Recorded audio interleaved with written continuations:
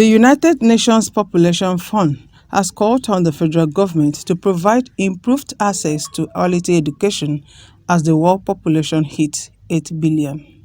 The program manager, Education is a Vaccine Made, Enobong Ekwere, made this known at an event organized by the fund to commemorate the world population reaching 8 billion in Abuja.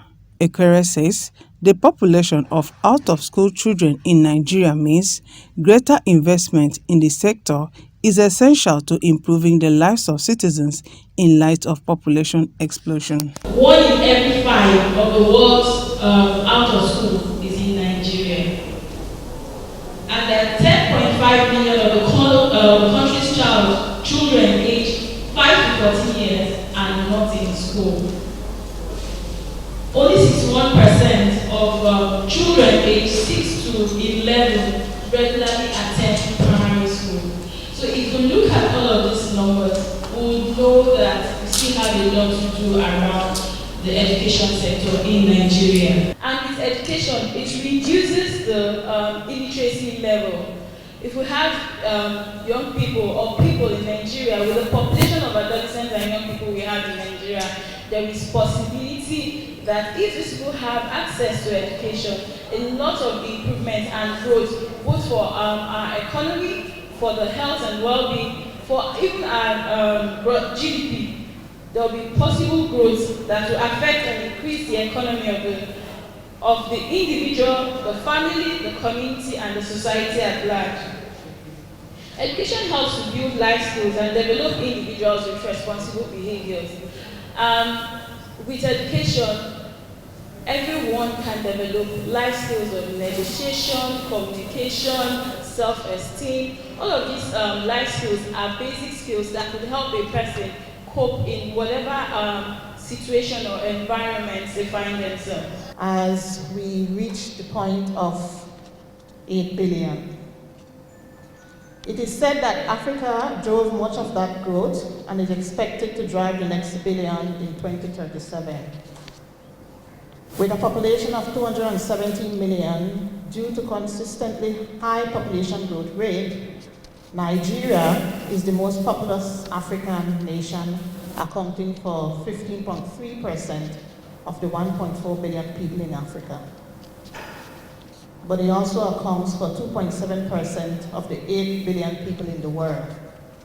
So Nigeria is very important for this continent in terms of looking at the population and the infinite possibilities that Nigeria can offer to the African continent.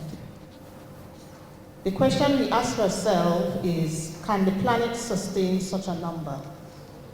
This is a question asked each time the world notches another 1 billion, but history has shown the answer is yes.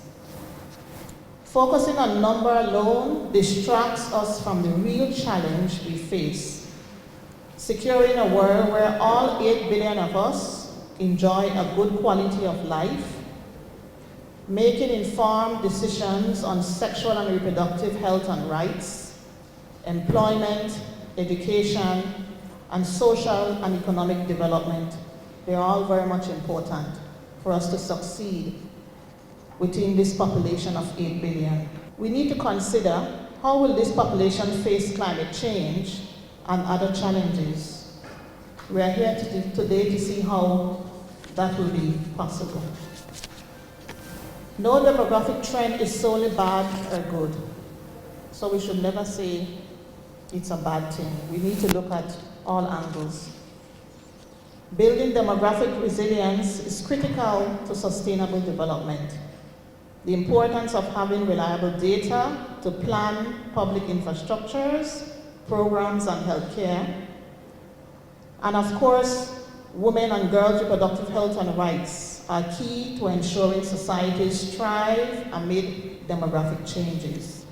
If you walk into many public primary schools in Nigeria outside of state capitals, you'll be surprised. We were doing a project in Oyo State once, and I went to a public secondary school and I saw a teacher teaching SS3 first term biology in Yoruba language.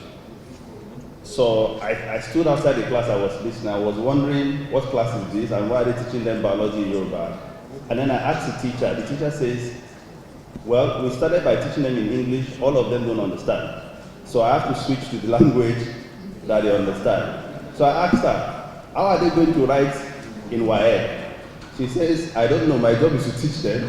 I am teaching them biology and I'm teaching them in the language that they understand.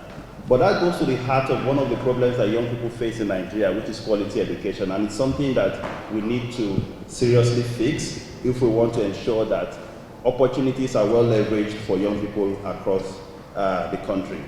The percentage of those who want to stay back in Nigeria is shrinking every day. Because when they look at the outlook of the country, they're saying to themselves, there are no opportunities for us here. And these opportunities have to do with their perception about job opportunities. When I was growing up, my parents would say to you, read, study hard, just come out with a good grade, you'll get a job. By the time I finished and came out with a good grade, the jobs were no longer available. Our parents would tell us that from their final year, they were already getting offers for employment.